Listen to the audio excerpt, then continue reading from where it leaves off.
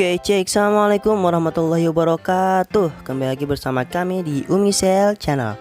Oke, pada kesempatan kali ini kita ada servisan Samsung J7 Pro dengan kode name SM J730G. Jadi kita kalau lihat dari fisiknya sih masih oke ya. Jadi layar juga nggak ada gorisan sedikit pun, cuman ini kalau kita nyalain, nah di samping kiri tengah-tengah tuh kelihatannya kayak ada sedikit cahaya gitu ya. Jadi bisa dibilang ini dari pemiliknya dia jatuh, jadi sama anaknya dibanting. Tapi secara fisik kita lihat touchscreen masih oke gitu. Tapi entah kenapa si layarnya nggak muncul gitu ya gambarnya. Jadi cuman di samping kiri tengah-tengah tuh sedikit muncul warnanya. Ya kita menduga ini sudah pasti LCD gitu ya. Jadi kita mau coba dulu apakah LCD-nya emang bener-bener yang rusak atau ada kendala lain di jalur LCD-nya gitu. Jadi kita coba bongkar dulu aja nih buat di LCD-nya. Jadi buat sedikit perhatian ya buat teman-teman user atau teman-teman para teknisi pemula. Ini buat di Samsung J7 Pro ini salah satu tipe yang paling riskan banget buat di LCD-nya.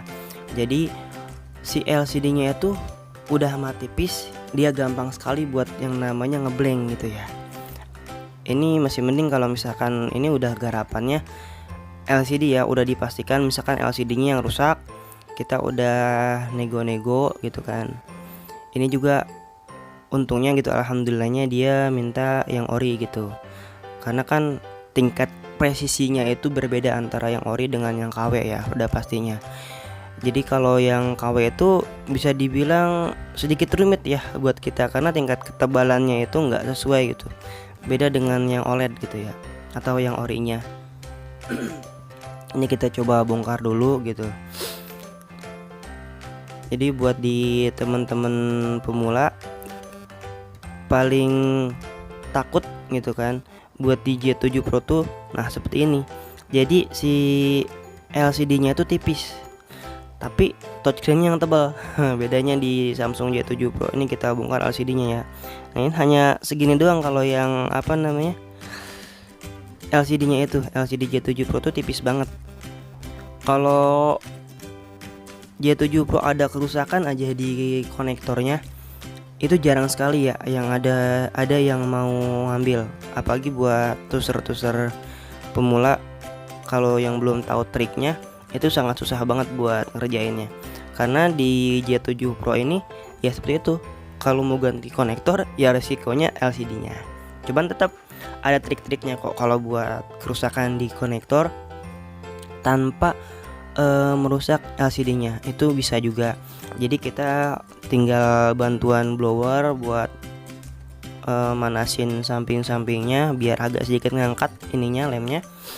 Terus kita ngebukanya pakai tenor sedikit gitu. Jadi kita colokin yang buat pembuka LCD-nya tuh. Terus nanti kita kasih tenor sedikit di samping-sampingnya. Jadi biar si lemnya itu gampang buat ngelupas. Nah itu sedikit trik dari kita buat teman-teman yang kalau mau ngebenerin konektornya gitu ya. Karena emang di J7 Pro ini agak sedikit susah gitu ya buat ngebongkarnya, buat di konektornya. Ini kita buka dulu bautnya. Karena sebelum kita cobain, sebelum kita pasang, pastinya kita cobain dulu si LCD-nya ini bagus apa enggaknya ya. Karena ditakutkannya udah kita pasang ternyata LCD-nya ini enggak nyala atau ada kendala gitu ya. Jadi masih bisa kita retur barangnya. Ya kalau misalkan di tempat kalian si barangnya enggak ada retur barangnya, jadi udah dibawa, udah kita beli sampai ke tempat ternyata nggak ada retur ya itu ya udah modal bismillah aja, nekat kita langsung pasang aja. Di kita pun sama ya, ada beberapa toko spare part yang dia nggak menerima retur barang kalau udah dicobain udah dibeli gitu ya. Cuman ada juga tetangga ya kurang lebih sekitar 1 jam lah ya dari tempat saya nyervis ini buat belanja spare part. Nah dia ada garansinya gitu, selama si segel garansinya nggak kita copot gitu. Nah ini kita cobain dulu, siapa tahu ada kendala di LCD-nya atau burem, karena kan kita nggak tahu ya, dalam perjalanan mungkin si LCD-nya kegoncang, akhirnya dia agak ada garis-garisnya atau bagaimana, kita nggak tahu. Ini kita tempelin dulu konektor baterainya, terus baru kita nyalain. Kita lihat apakah nyala atau tidak. Oh belum ya, ini kita coba lagi. Kayaknya ini ada yang kendor di konektor LCD-nya nih ya. Kita coba lagi, kita nyalain dulu. Oke, nah yang penting kita udah tahu aja LCD-nya dia masih bagus atau dia LCD-nya menyala ya. Sisanya kalau touchscreen sih sudah dipastikan normal kalau udah kayak gini, karena kualitas kita pakai yang OLED gitu ya, jadi sedikit banget buat kerusakan yang di yang lainnya gitu, kayak di touchscreen-nya atau di layarnya gitu. Kalau yang KW sih masih mungkin. Nah ini kita coba touchscreen-nya oke ya. Kalau di yang KW masih mungkin ya, karena dia tingkat ketebalannya tinggi gitu, ada selisih mungkin sekitar 1 mili mungkin ya, jadi cukup lumayan ya. Buat penanganannya sih, pengantisipasinya gimana sih kalau misalkan kita beli LCD yang KW gitu daripada yang OLED, karena emang harga pun agak sedikit tinggi ya antara yang OLED dengan yang OLED, yang KW dengan yang OLED gitu maksudnya. Perbedaannya mungkin sekitar 200.000 ada kali ya. Nah ini kita sambil ngopi dulu guys, mantap. Jadi seperti itu. Kalau di yang KW perbedaannya itu tingkat kecerahannya atau tingkat grafis warnanya itu lebih berbeda dengan yang OLED ya. Jadi dia lebih ke kontras gitu. Sedangkan kalau yang OLED atau yang ori itu grafisnya itu bagus, warnanya itu ya seperti yang aslinya gitu, seperti bawaan pabriknya. Namanya juga ori atau yang OLED gitu ya. Terus tingkat ketebalannya pun sama, presisi gitu. Nanti kita cobain tingkat kepresisiannya sama apa enggak dengan yang sebelumnya gitu ya. Nah ini kita bersihin dulu dari sisa-sisa lem ya, biar dia nggak terlalu tinggi banget gitu. Karena di J7 Pro, J7 Prime, J5 Pro punya hampir semua tipe Samsung. Kalau yang KW pasti dia agak tinggi gitu ininya, LCD-nya kalau yang KW. Kalau yang ori ya sudah dipastikan, cuman harga pun mantap. Karena hebatnya di Samsung, walaupun HP-nya udah jadul, tapi harga spare part masih segitu gitu aja gitu. Dan harga jual pun masih normal ya, masih nggak jauh banget gitu daripada HP-HP yang lain. Kualitas mesin pun oke kalau menurut saya buat di HP Samsung. Cuman ya sedikit beratnya itu ya di spare part doang. Jadi kalau misalkan dia ada kendala di segi LCD atau di konektor, ya repotnya seperti ini. Jadi agak repot di LCD, karena untuk membongkar konektor ya kita harus buka LCD dulu, karena depannya ya seperti kita tadi lihat, depannya ini dia dibaut ya teman-teman. Beda dengan HP Xiaomi, Vivo, Oppo, Realme ya. Kan kebanyakan dari tipe-tipe tersebut mereka si mesinnya ini dibautnya dari belakang. Nah khusus buat Samsung kebanyakan seperti ini. Jadi sangat repot sekali, sangat riskan buat teman-teman pemula. Kalau yang mau ganti konektornya itu ya sudah dipastikan mau nggak mau pasti LCD-nya biasanya kena gitu. Nah ini kita pasang bautnya semuanya, terus tinggal kita kasih lem.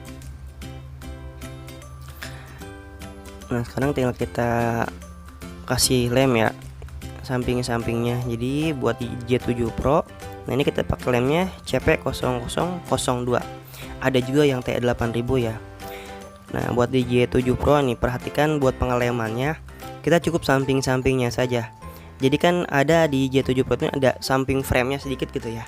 Tapi kita nggak apa-apa di dalamnya aja, di frame-nya, bukan di samping frame-nya. Kan biasanya kalau di tipe lain tuh ada apa ya, kayak pembatas gitu ya, antara dinding sampingnya itu sama bawahnya itu kan ada sedikit batas ya. Nah ini kita nggak apa-apa di bawahnya aja supaya si bawahnya ini presisi, si tengah-tengahnya ini dia nempel gitu presisi ya. Karena kalau nggak gitu susah juga. Dan ada sedikit teman-teman kita juga bisa menggunakan double tip, bisa pakai double tip, yang penting bukan pakai 3M ya. Kalau pakai 3M terlalu ketebelan. Nah, ini kita pasang sekarang, tapi sebelumnya kita buka dulu nih si plastik penghalang LCD-nya biar dia nggak terlalu tebel ya.